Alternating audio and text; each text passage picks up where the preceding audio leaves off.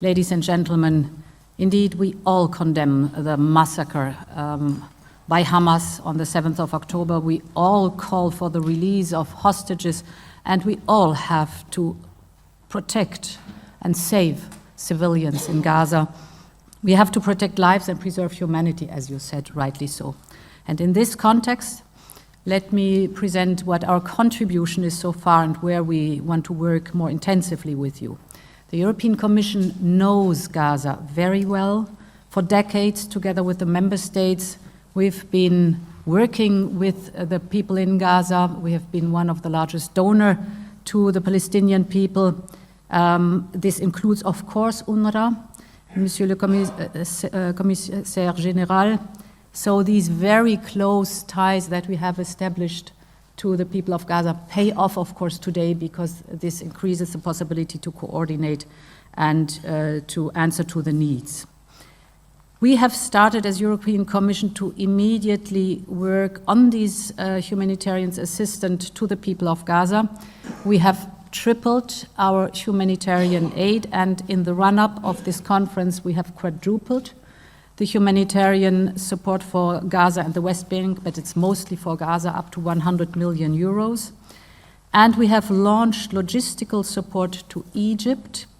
Egypt has designated Al Arish Airport in the north of Sinai as a logistical hub. So here we're also working to support and increase the logistic capabilities of this hub.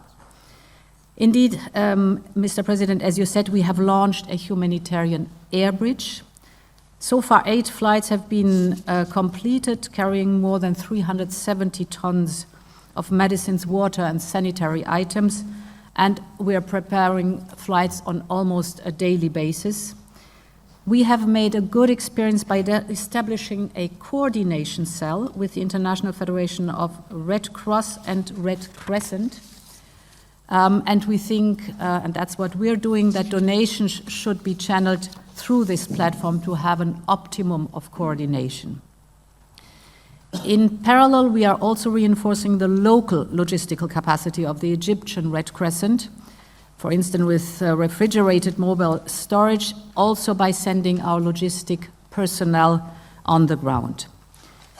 Most of our cargoes have already reached Gaza by truck through the Rafah border crossing, but as almost everyone said here, the volumes remain too small to match the massive humanitarian needs.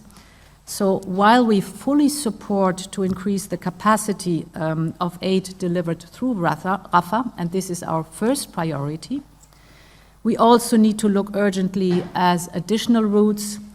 So it was called more than one entry point. And this is why we very much welcome and work very closely with President Nikos Christodoulidis from Cyprus to establish a maritime corridor. I think this would guarantee a sustained, a regulated, and a robust flow of aid. Mr. President, you will certainly detail, so I don't have to prolong my comments here, but full support from the European Commission with all the logistics and the possibilities that we have.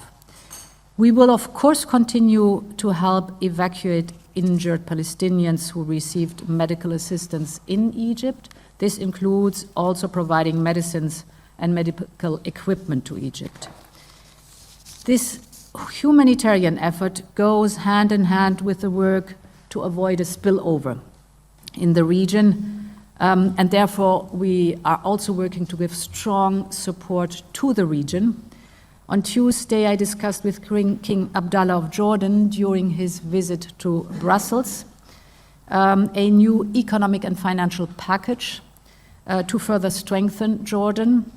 And I discussed with President al-Sisi also how Europe can work and strengthen, intensify the partnership that we have with Egypt, a whole comprehensive package here. This is for the immediate, but also the mid and the long term, to stabilize the region and to stabilize the most important actors in the region also. Finally, Mr. President, on your third pillar, we also think that as we have to deal with the urgency of today, we must make the effort to think about tomorrow, how to break the current spiral of violence. and how hope can be reestablished between Israelis and Palestinians. For that, they need a political perspective. And this perspective is the two-state solution. And to work here intensively on this one, of course, it's Israelis and Palestinians who will, in the very end, have to agree on a way forward. But we, as a part of an international effort, must also contribute in very close coordination with our friends and partners. Thank you very much, Mr. President.